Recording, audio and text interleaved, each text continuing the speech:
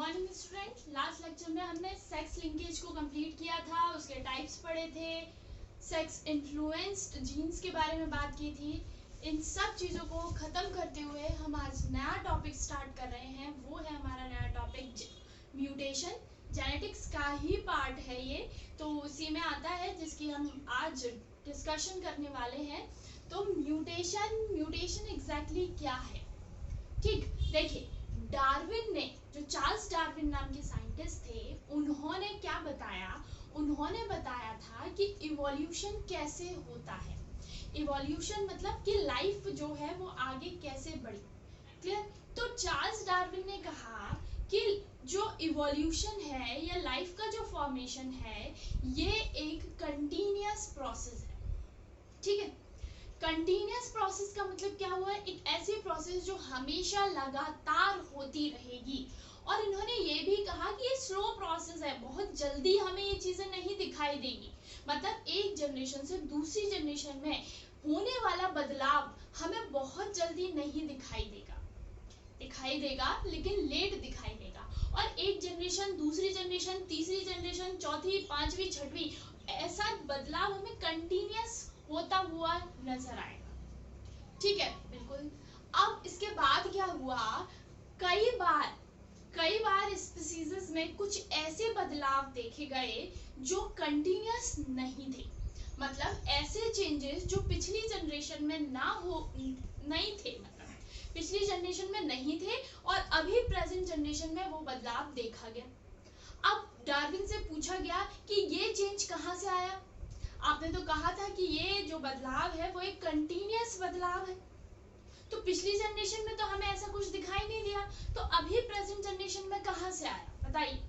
तो Charles Darwin इस चीज को नहीं एक्सप्लेन कर पाए थे। क्लियर? और चार्ल्स डार्विन ने अचानक से होने वाले बदलाव को, मतलब जो हमें पिछली जनरेशन में नहीं दिखाई दिया था, उस चेंज के लिए उन्होंने जो वर्ड इस्तेमाल किया वो वर्ड था स्पोर्ट।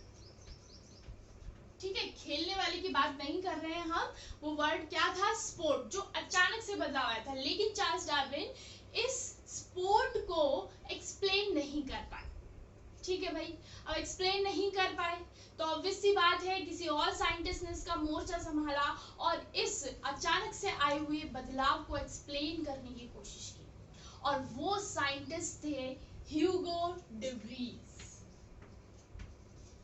क्या नाम था उनका? ह्यूगो डे व्रीज। ठीक, ह्यूगो डे व्रीज नाम के साइंटिस्ट ने बताया कि अचानक से जो बदलाव दिखा, जिसे हम डिसकंटिन्यूअस चेंज कह सकते हैं बच्चों। ठीक है, डिसकंटिन्यूअस क्यों कह रहे हैं? क्योंकि हमें पिछली जनरेशन में उस जैसा कोई बदलाव देखने को नहीं मिला था। ठीक, तो उन्होंने इस अचानक से सडन आए हुए चेंज को, अचानक से जो बदलाव आया, उसे नाम दिया म्यूटेशन। क्या नाम दिया भाई? उसे नाम दिया म्यूटेशन। तो टर्म जो म्यूटेशन है वो देने वाले साइंटिस्ट ह्यूगो डे व्रीज ही है, और टर्म के साथ साथ म्यूटेशन को एक्सप्लेन करने वाले साइंटिस्ट भी ह्यूगो डे व्रीज ही है। क्लियर है? तो अचानक से जो चेंज आया, तुरंत जो बदलाव आता है, उसे हम क्या कहते हैं? म्यूटेशन कहते हैं। तो म्यूटेशन क्या है? म्यूटेशन है सडन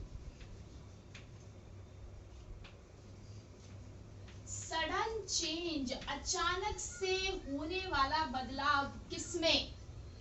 क्लियर? देखिए, ये जो बदलाव है, हमें कुछ चीजों का बहुत ध्यान रखना पड़ेगा, क्योंकि म्यूटेशन केवल सडन चेंज पर आकर इसकी डेफिनेशन नहीं खत्म होती। चेंज सडन होना चाहिए, प्लस परमानेंट होना चाहिए, और last and most important inherited होना चाहिए। कैसा होना चाहिए? इनहेरिटेड, मतलब एक जनरेशन से दूसरी जनरेशन में ट्रांसफर होना ही चाहिए, उसे म्यूटेशन कहा जाएगा। ऐसा ना हो कि भाई थर्ड जनरेशन में कोई बदलाव आया, वो कुछ समय तक रहा, फिर वो गायब हो गया, वो म्यूटेशन नहीं है। ऐसा चेंज जो सडनली आया है, हमें अचानक से दिखाई दिया है, और परमानेंट चेंज है, और प्लस उसी के साथ ये आगे आने वाली जनरेशन में भी ट्रांसफर होगा, उसे हम कहते हैं म्यूटेशन। ये तो हुई डेफिनेशन। तो म्यूटेशन क्या हो गया? म्यूटेशन हो गया, mutations are sudden change, permanent और इनहेरिटेड चेंजेस। लेकिन किसमें? Inherited of genetic material, of genetic material. किसका? भाई किसी भी इंडिविजुअल के जेनेटिक मटेरियल में अगर कोई अचानक से बदलाव होता है और वो बदलाव परमानेंट है, प्लस इसी के साथ वो आगे आने वाली जनरेशन में भी दिखाई दे रहा है, दैट इज कॉल्ड म्यूटेशन। ठीक है, किसने दिया था ये टर्म? और प्लस म्यूटेशन को एक्सप्लेन करने वाले साइंटिस्ट का नाम था ह्यूगो डे व्रीज। ठीक, ह्यूगो डे व्रीज का नाम पहले भी क्या आपने कभी सुना जेनेटिक्स में? बिल्कुल सुना। जब हमने मेंडल के रीडिस्कवरी की बात की थी तब ह्यूगो डे व्रीज की भी बात की थी हमने कि ह्यूगो डे व्रीज इन्होंने भी मेंडल की रीडिस्कवरी, मेंडल का जो वर्क था उसकी रीडिस्कवरी करने में हेल्प की थी। ठीक है, वो 3 साइंटिस्ट जिनमें से एक साइंटिस्ट कौन थे? ह्यूगो डे व्रीज थे। तो इन्होंने म्यूटेशन को क्या कहा भाई? It is a discontinuous change. कैसा चेंज है ये? डिसकंटिन्यूअस चेंज है, लगातार नहीं होगा। अब देखिए भाई, एक्सपेरिमेंट इन्होंने डेफिनेटली किए होंगे, एक्सपेरिमेंट किए होंगे तो इन्होंने अपना कोई ना कोई एक्सपेरिमेंटल प्लांट, एनिमल कुछ ना कुछ तो सिलेक्ट किया ही होगा, बिल्कुल किया होगा। तो इनका जो एक्सपेरिमेंटल प्लांट था वो था प्राइम रोज प्लांट। क्या नाम था उसका?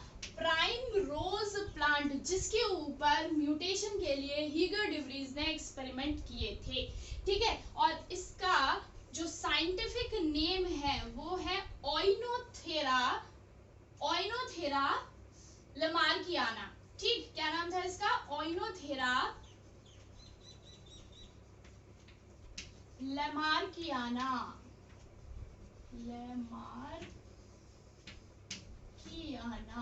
इसका साइंटिफिक नेम क्या है? ओइनोथेरा लमार्कियाना। ठीक है, ये इसका साइंटिफिक नेम है। किसका? प्राइम रोज प्लांट का। कई बार एग्जाम में पूछा जाता है ओइनोथेरा लमार्कियाना किसका एक्सपेरिमेंटल प्लांट था, और हम लमार्कियाना को देखकर लमार्क जो है साइंटिस्ट को सिलेक्ट कर लेते हैं, लेकिन ऐसा कुछ भी नहीं है। ठीक है, लमार्क एक साइंटिस्ट का नाम था जो कि ऑलमोस्ट सिमिलर है, तो आप कंफ्यूज नहीं होना। ओइनोथेरा लमार्कियाना पर काम किया था किसने? ह्यूगो डे व्रीज ने, और इसी के थ्रू इन्होंने म्यूटेशन को एक्सप्लेन किया था। ठीक, और ये हम बात कर ही लिए कि डार्विन ने क्या कहा? डार्विन ने जो अचानक आए हुए चेंजेस है उसको टर्म क्या दी थी? टर्म यूज की थी उसके लिए स्पोर्ट्स। तो ओवरऑल म्यूटेशन क्या हुआ?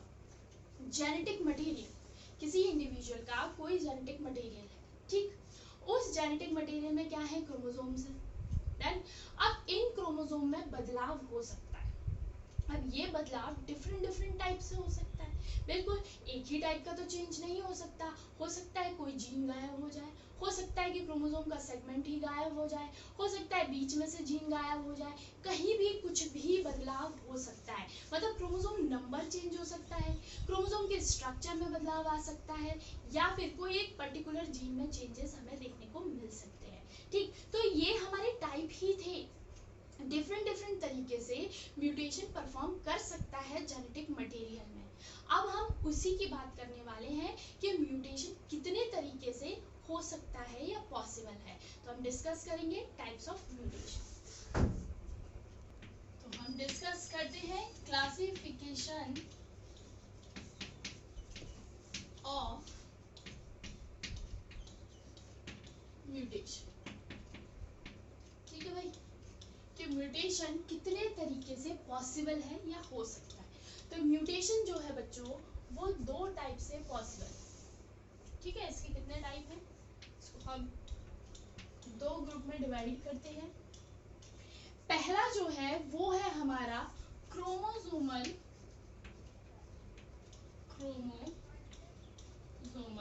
म्यूटेशन।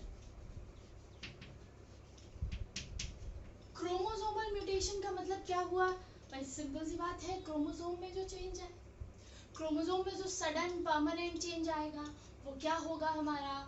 वो हमारा क्रोमोसोमल म्यूटेशन होगा। सिंपल सी बात है, क्रोमोसोम में जो बदलाव आया वो क्रोमोसोमल म्यूटेशन हुआ।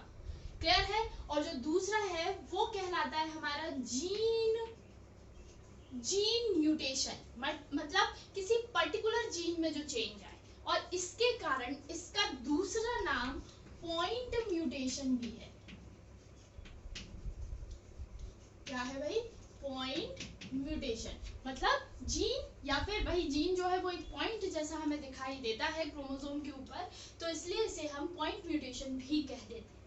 ठीक है भाई, तो जीन पॉइंट म्यूटेशन है, जीन में कोई चेंज आता है तो उसे हम जीन म्यूटेशन कहेंगे, क्रोमोसोम में कोई बदलाव आता है तो उसे हम क्रोमोसोमल म्यूटेशन कहेंगे। ये जो क्रोमोसोमल म्यूटेशन है ये भी दो टाइप का होता है। कैसे दो टाइप का होता है भाई? देखिए, या तो क्रोमोसोम का स्ट्रक्चर बदल जाए, ठीक है, क्रोमोसोम का क्या बदल जाए? स्ट्रक्चर बदल जाए, उसकी मॉर्फोलॉजी ही चेंज हो जाए, या फिर क्रोमोसोम का पूरा नंबर ही चेंज हो जाए। जैसे नंबर का मतलब क्या हुआ? ह्यूमन में 46 है, 47 हो जाए, 48 हो जाए, ठीक है, क्रोमोसोम नंबर चेंज हो जाए, या 45 हो जाए, 44 रह जाए, 43 रह जाए, तो क्रोमोसोम के नंबर में भी बदलाव हो सकता है और क्रोमोसोम के स्ट्रक्चर में भी चेंज हो सकता है। तो उस बेसिस पर हमने इसे दो ग्रुप में डिवाइड किया। तो जो पहला ग्रुप था उसे कहा जाता है क्रोमोसोमल एवरेशन। क्रोमोसोमल एवरेशन, ठीक है, क्रोमोसोमल एवरेशन जिसका मतलब क्या हुआ? Change in structure of chromosome. किसमें बदलाव आएगा? Change in structure of chromosome, ठीक है, क्रोमोसोम के अगर स्ट्रक्चर में बदलाव आता है तो उसे हम क्या कहेंगे? क्रोमोसोमल एवरेशन, ठीक है। और अगर क्रोमोसोम के नंबर में बदलाव आता है तो उसे कहते हैं जीनोमैटिक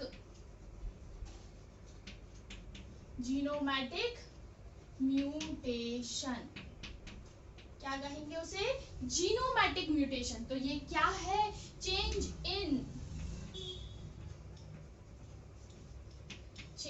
इन नंबर ऑफ क्रोमोसोम, ठीक है, क्रोमोसोम के नंबर में अगर चेंज आएगा तो जीनोमैटिक म्यूटेशन, अगर क्रोमोसोम के स्ट्रक्चर में बदलाव होगा तो वो हमारा क्रोमोसोमल एवरेशन कहलाएगा। समझ में आया? ये था पूरा क्लासिफिकेशन। अब हम इस क्लासिफिकेशन को वन बाय वन डिटेल में पढ़ने वाले हैं, ठीक। तो क्या हुआ? म्यूटेशन दो टाइप का हुआ, एक हो गया हमारा क्रोमोसोमल म्यूटेशन, दूसरा है हमारा जीन या पॉइंट म्यूटेशन। क्रोमोसोमल म्यूटेशन को हम फर्दर डिवाइड करते हैं दो पार्ट में, क्रोमोसोमल एबरेशन मतलब क्रोमोसोम के स्ट्रक्चर में चेंज, या क्रोमोसोम के जब नंबर में बदलाव होगा तो वो हमारा जीनोमैटिक म्यूटेशन कहलाएगा, ठीक है। जीनोमैटिक क्रोमोसोमल म्यूटेशन बोल सकते हैं हम, कोई इफेक्ट नहीं पड़ेगा। तो हम सबसे पहले आप स्टडी करेंगे क्रोमोसोमल म्यूटेशन। चलिए, क्रोमोसोमल एवरेशन की हम बात करते हैं। तो क्रोमोसोमल एवरेशन क्या था? क्रोमोसोमल एवरेशन था हमारा चेंज इन क्रोमोसोम की किस किस में चेंज आएगा भाई? उसका स्ट्रक्चर बदलेगा, अभी हमने बात की है। Change in structure of chromosome, structure कह सकते हैं हम, change in form of chromosome, change in morphological, भाई मॉर्फोलॉजिकल मतलब मॉर्फोलॉजिकल भी, उसकी जो मॉर्फोलॉजी है वो भी चेंज हो सकती है। इनमें से हम कोई भी वर्ड जो है वो इस्तेमाल कर सकते हैं, या उसकी मॉर्फोलॉजी चेंज हो सकती है, क्रोमोसोम का फॉर्म चेंज होता है और स्ट्रक्चर चेंज होता है, तीनों ही एक ही बात है। Change in structure of chromosome, ठीक है भाई, उसे हम क्या कहते हैं? क्रोमोसोमल एवरेशन कहा जाता है। अब क्रोमोसोमल एवरेशन का हम टाइप्स पढ़ेंगे, ये कितने तरीके से पॉसिबल है। उसमें से हम पहला टाइप उठाते हैं, वो है हमारा डिलीजन। भाई देखिए, कई बार वर्ड्स ऐसे रखे जाते हैं जो कि वर्ड से ही समझ में आए, तो वही है डिलीजन। तो पहला हमारा क्या है? डिलीट का मतलब क्या होता है?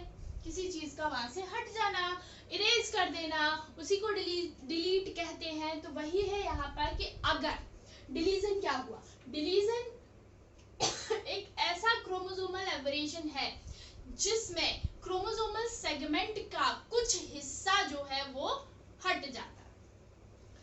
पूरा क्रोमोसोम बदलेगा नहीं, याद रखिएगा। अगर कंप्लीट क्रोमोसोम डिलीट होगा तो वो स्ट्रक्चर में बदलाव नहीं हो रहा है, वो नंबर में चेंज हो रहा है, याद रखिएगा। तो क्रोमोसोमल सेगमेंट जो है वो अगर उसका लॉस होता है, सेगमेंट का, पार्ट का, ठीक है, अगर क्रोमोसोम के किसी पार्ट का लॉस अगर होता है तो उसे हम क्या कहेंगे? डिलीजन कहेंगे। लॉस मतलब डिलीट होना। तो डिलीजन क्या हुआ? Loss of chromosomal segment, loss of chromosomal segment। ठीक है भाई, क्रोमोसोमल सेगमेंट का लॉस होना। लेकिन क्या ये लॉस एक ही तरीके से पॉसिबल है? क्रोमोसोम के कहीं से भी कोई भी पार्ट जो है वो डिलीट होकर हट सकता है, सिंपल सी बात। जैसे हम बनाते हैं एक क्रोमोसोम को ड्रॉ करते हैं, ठीक है, ये मैंने आपके सामने एक क्रोमोसोम ड्रॉ किया है जिस पर हमने अपने जीन्स को रिप्रेजेंट करते हैं, ठीक है। यहाँ 1 2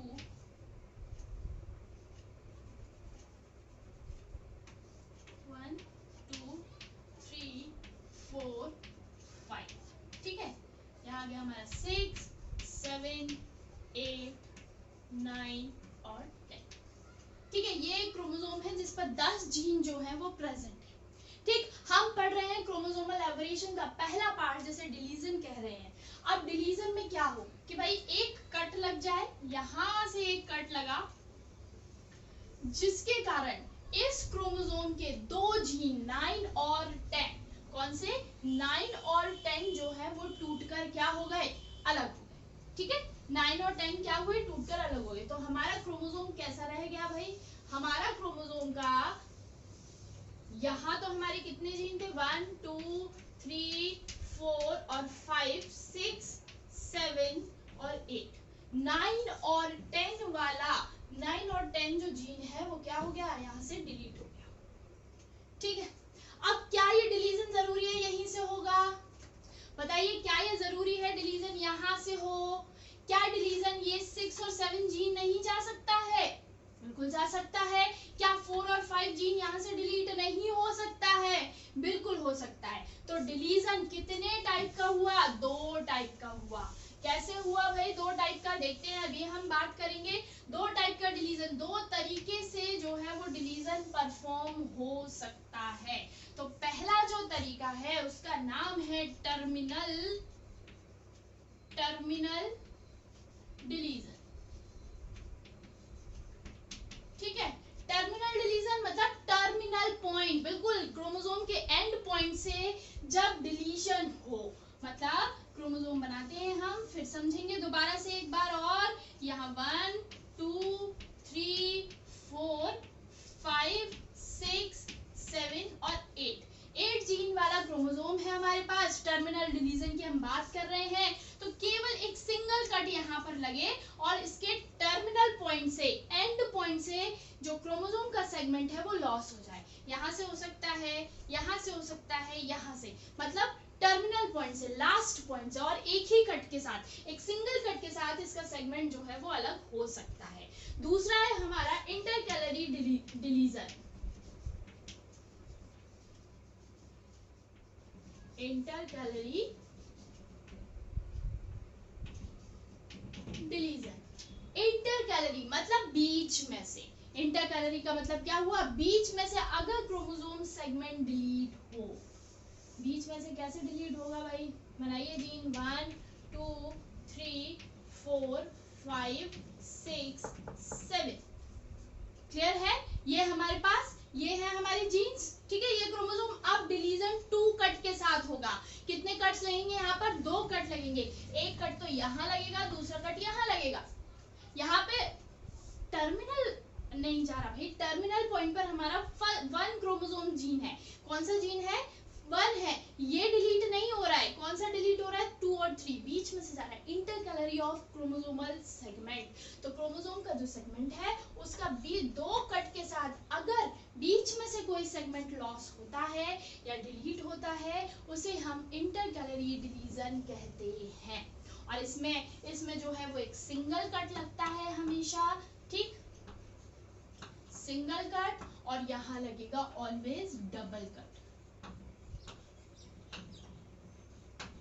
ठीक है। तो ये हुआ हमारा पहला पार्ट डिलीजन, जिसमें क्रोमोसोमल सेगमेंट का क्रोमोसोम का कोई एक छोटा सेगमेंट लॉस हो जाए या डिलीट हो जाए। ये दो तरीके से हो सकता है, एक तो उसके टर्मिनल एंड्स, लास्ट एंड्स जो हैं वो डिलीट हो, या फिर बीच में से डिलीजन हो। और बीच में से अगर डिलीजन होगा तो ऑलवेज दो कट लगेगा, मतलब 2 कट्स के साथ होगा, और अगर एंड पॉइंट्स जाएंगे तो उसमें हमेशा एक सिंगल कट का इस्तेमाल होगा, ठीक है। चलिए अब हम करते हैं दूसरे टाइप की बात। डिलीजन के कुछ एग्जाम्पल्स की बात करते हैं हम। तो एग्जाम्पल सबसे पहला और इम्पोर्टेंट एग्जाम्पल है हमारा क्राई डू चैट सिंड्रोम। ये एक डिजीज है भाई, क्राई डू चैट सिंड्रोम, ठीक है। इसमें क्या होता है, जो क्रोमोसोम नंबर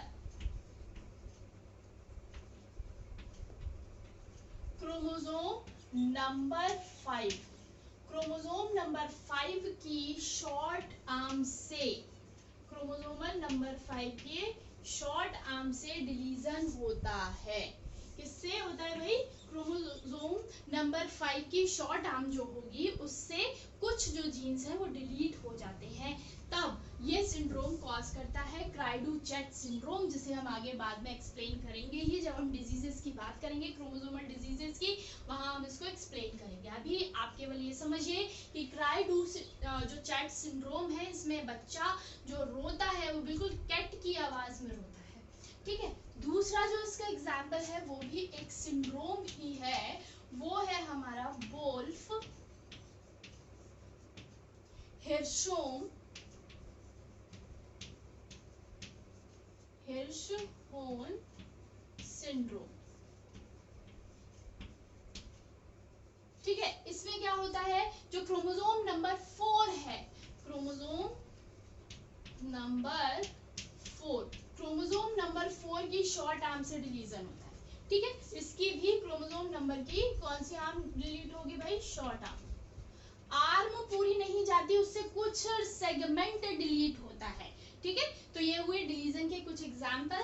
और जो अगला टाइप है वो है हमारा डुप्लीकेशन, ठीक। डुप्लीकेशन अगला टाइप, डिलीजन का मतलब था कि डिलीट होना, डुप्लीकेशन का मतलब क्या होगा, डुप्लीकेट, कोई एक पार्ट जो है वो दोबारा से रिपीट होगा, है ना। तो क्या है, दूसरा सेक्शन हम पढ़ते हैं, दूसरा टाइप हम देखते हैं, वो है डुप्लीकेशन, ठीक है। डुप्लीकेशन का मतलब क्या हो गया, डुप्लीकेट, कोई सेगमेंट, कोई क्रोमोसोमल सेगमेंट जो है वो क्या कर जाएगा, डुप्लीकेट हो जाएगा, ठीक है। दोबारा बार बार रिपीट होगा, क्या होगा, बार बार रिपीट होगा। तो ये भी दो तरीके से पॉसिबल है बच्चों, ठीक। 1 2 3 4 5 6 7 8 दोनों टाइप जो है मैं यहाँ पर आपको एक्सप्लेन कर रही हूँ। एक क्रोमोसोम ये रहा, और एक फर्स्ट टाइप सेकंड टाइप दोनों एक साथ बात करेंगे हम, A B C D E F G H I, ठीक है। अब ये दो तरीके का है, मतलब कोई एक पार्ट जो है वो क्या हो, रिपीट हो, ठीक है। कोई क्रोमोसोम का सेगमेंट दोबारा से रिपीट हो। अब क्या हो, यहाँ पर भाई अगर हमारे पास ये 6 और 7 जीन है, ठीक है, 6 और 7 जीन, ये क्या हो, बार बार रिपीट हो, दोबारा रिपीट हो, तो क्या होगा, क्रोमोसोम बनाते हैं, इसकी जो साइज है वो इंक्रीज हो जाएगी, क्योंकि दो जीन जो है वो बार बार रिपीट होंगे।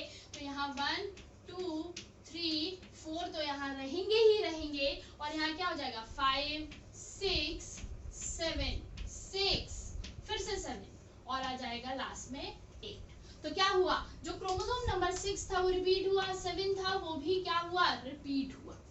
तो भाई जिस सीक्वेंस में ये लगे हुए हैं, अगर उसी सीक्वेंस में ये अरेंज होते हैं, भाई इन्होंने अपना सीक्वेंस तो चेंज नहीं किया, क्लियर है, अगर उसी सीक्वेंस में ये अरेंज होते हैं तो इसे कहते हैं हम टेंडम या रिपीट डुप्लीकेशन। पहला टाइप,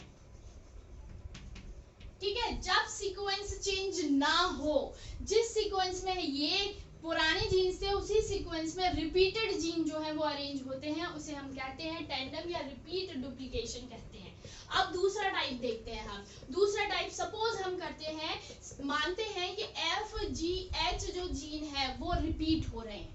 क्या हो रहे हैं? FGH जीन, 3 जीन हमने इसमें रिपीट कराए, तो इसका साइज तो वही रहेगा A B C D E, और इसका साइज क्या हो जाएगा? बढ़ जाएगा, FGH। ठीक है, ये क्या हो रहा है? ये जीन दोबारा रिपीट हो रहे हैं, लेकिन उसी सीक्वेंस में अरेंज ना होकर उल्टे अपोजिट सीक्वेंस में अरेंज हो जाए, मतलब यहाँ H आ जाए, यहाँ G आ जाए और यहाँ F, और लास्ट में जो बचा है वो हमारा I जीन वहां पर आ जाएगा। ठीक है, मतलब ये क्या हो रहा है भाई? सीक्वेंस रिपीट हो रहा है, सीक्वेंस तो रिपीट हो रहा है, लेकिन किस वे में? अपोजिट डायरेक्शन में, है ना, रिवर्स फॉर्म में अरेंज हो रहे हैं ये, तो इसे हम क्या कहते हैं? Reverse tandem, reverse tandem duplication.